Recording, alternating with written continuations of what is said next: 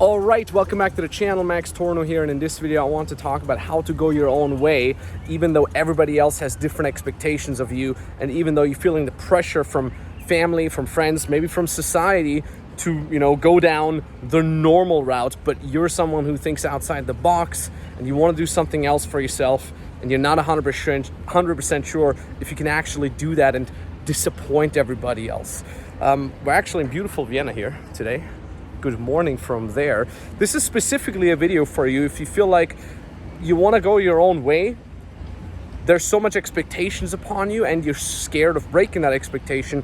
This is also specifically for you if you're thinking about building your own business, because let's be frank, oftentimes our friends and family are trying to push us away. They're trying to push us into a more safer 9-to-5 route. But obviously this can still be applied for you in any type of situation where you're trying to go against the norm. So this video is for you, and I want to start that here because we are in Vienna. This is where I started my very personal journey. Well, gotta make sure I'm not being hit by a car here. And I want to start this video with a little bit of an anecdote of how it was for me personally back in the days when I got started with my very first business. And it all happened the following. So the initial situation was me being pretty good at school. I've always excelled. I was, I think, one of the best in my school in high school. Graduated, then I started studying, and I was pretty good at my studies as well. I was actually studying to become a teacher for Latin and English. So I was at university, and everybody kind of had the expectation of me of, yeah, this is what Max does. He's the academic one. He's going to basically study that and then get a nice little job as a teacher and so on and so forth. And it's funny because way back then, my brother was kind of like the problem child that was always making troubles that nobody knew what he's going to do. He isn't anymore. He's actually, I'm pretty proud of him. But anyways, nobody would expect it from me. I was always the kind of safe guy, the predictable guy. And what had happened though, I think 2 or 3 years into my studies, I discovered personal development and dating advice. And I really started getting into that, and I started coaching my friends for free, and I started building a little bit of a business myself. I was actually able to generate around 4 figures a month for me just by coaching other people the things that I have learned myself. This is, by the way, also stuff that we're now teaching our beginner clients, and that was great. But I kind of just did that on the side, but I felt that pull, that gravitational force pulling me towards actually doing this for a living and quitting university. So over the last couple of months before I made that decision, I really started hating going to lectures, going to university, because even though it was something that interested me, I kind of started feeling deep down inside that this was not what I was going to do for the rest of my life. I wanted to become self-employed. I wanted to build my own business. I wanted to become free and be able to go wherever I want, just like I'm doing now. This is really beautiful. Like, I used to live here at this place. Now I live somewhere else. And I literally just felt like coming to Austria, so I booked a flight, and 2 days later I'm here. And it's really beautiful, and I've always wanted that. So on a side note, that makes me very happy. So what had happened was I had built a small, tiny little business, and I was also on the side working for free for this very big international company for dating advice and personal development. And these were all guys that I was looking up to a lot, and I started doing small internships online, and then someday they invited me to come to the US to work for them for free for 6 months unpaid. I had to pay my own travel, at least the travel there, and I had to be able to, had to be willing to crash on couches and just not be comfortable for these 6 months. But I said yes. There was only one thing missing though, and that was the expectations that my family had, and this is the point where maybe you can resonate with that.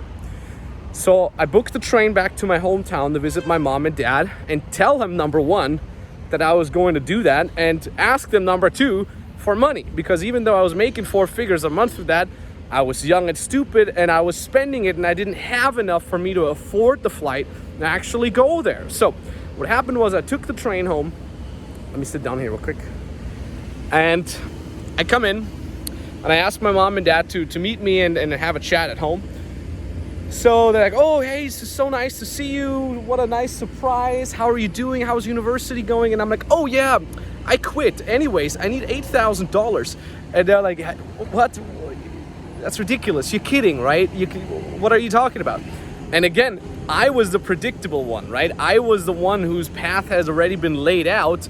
They did not expect me to come with a surprise like that. But anyways, I basically laid out over the next 3 hours to my mom and dad the entire story of what I've been going through over the last couple of years and what I've learned, and that I started charging some money, and that I started coaching, and and there's this great company from the internet that now wants me to work for free for 6 months, unpaid in the United States, and I need money for the flight. It was also ridiculous. And at the end of my 3-hour pitch, my mom said, look, and mind you, I was 22, I think, back then. She's like, look, I can't handle that. It's too much for me to decide. You go talk to your dad. So my dad took me to the side, went to a separate room, and he said, son, I'm gonna tell you the following. I don't think that's a good idea. I think it's a stupid idea, and I'm pretty sure you'll fail. And he paused there, and I'm like, okay, I got it. Maybe I shouldn't do it. And then he said, but I'm gonna tell you the following. I trust you that this is a good decision for yourself. You've probably thought about that, and every time you had something in your mind, be it you wanted to learn how to play guitar, which you did, or you wanted to study Latin and English, which you're now doing, every time you had something in mind, you pull through. So I trust you that you know what's good for you. We're gonna give you the money for the flight. If you fail, don't come back crying to us. And that was it. And 2 weeks later, I was on that flight. I had borrowed $16,000 that should hopefully, pay my flight and my food for these 6 months. Spoiler alert, it didn't. I actually had to take out more debt, but that's on a side note. But I was on that flight to Miami, and I started working for free, and that was kind of like the beginning of my career as being self-employed.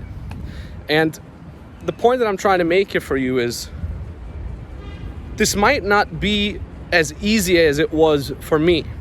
Maybe you don't have such a cool family who believes in you so much. But here's the point. You don't need to. Because to be fully honest, even if my dad had said, no, we're not going to give you some money, I would have goddamn found a way. Because for me back in the days, I thought, what's the alternative? That's the first point. What's the alternative to not trying to go for it? What am I gonna do if I'm thinking back to that when I'm 80, 90, 70 years old, lying on my deathbed? What would I think if I had not chosen that path that I really wanted to go down? I would probably ask myself, well, what would have happened? That what if is a very, very, very strong premise. You never want to end up asking yourself what if. So I thought I'd rather go and try and fail, but at least I have closure, at least I have clarity. This is not for me. And I would have come back, maybe resumed my studies, or if I was completely broke, maybe sign up for the military again, just make some money there. That was legitimately my plan B. Go sign up for the military, make my 4,000 or 5,000 euros a month and have at it. So I basically said, what is the alternative? And the other thing is too, like, what's the worst case scenario? Well, the worst case scenario is I lose. People are gonna laugh at me, who cares? But I will have the clarity that at least I went for it, and at least I cannot blame myself for not achieving it because I did everything in my power. And the other thing I think that helped me a lot in retrospective was I asked for help. I had built my business and I was getting results, but ultimately I knew if I do this unpaid internship, it will be exactly with the people that I want to be working with. It will be learning from the exact people that are where I want to be. So I put myself in kind of the best possible situation to learn. And I'm like, if they can't help me, nobody's going to be able to help me. And then at least I know it's not for me, right? And I'm the special case where it just doesn't work. So ultimately I did put myself in a situation and it worked out for me. Now granted, that's the next point. Would I do it again? Yes, but not in that way. The way we're teaching it now to our beginner clients is they don't have to burn the bridges or borrow money or be unemployed, God beware. We actually teach our clients to build up their own businesses relatively safely next to their 9-to-5 job. So they don't have to quit and do it all crazily like I did. So there's actually much less risk involved in it nowadays, especially nowadays. But yeah, that was my journey. And like I said, at the end of the day, this is your life and not somebody else's life. You're the one who's got to be responsible for your life. And yeah, you might not be willing to fully sacrifice everything, but you don't have to. The only thing you should be able to sacrifice is other people being proud of you. Because the only person that really should be proud of you is you yourself. You want to look yourself in the mirror and say, hey, I did everything in my power, or I'm doing everything in my power to get where I want to be. Because other people will always put expectations on you. And trust me, even after I've made millions of dollars, or euros in that case, people are still going to put expectations on me, and people are still going to hate on you, and people are still going to be unhappy with you, for you. And that's totally fine. You cannot change that 100%. So might as well do whatever it is that you want to be doing in your life. That has brought me to where I am right now. It has brought me on this wonderful morning here in Vienna, Austria. I can hopefully also bring you to where you want to be going. All right, so I want to thank you very much for watching. If this inspired you and you want me to personally have a look at how you can make it happen, how you can get that step into becoming self-employed, becoming your own boss, then go ahead and book a free consultation call with us. I'm going to put a link down in the description below, or a link that appears somewhere here right now.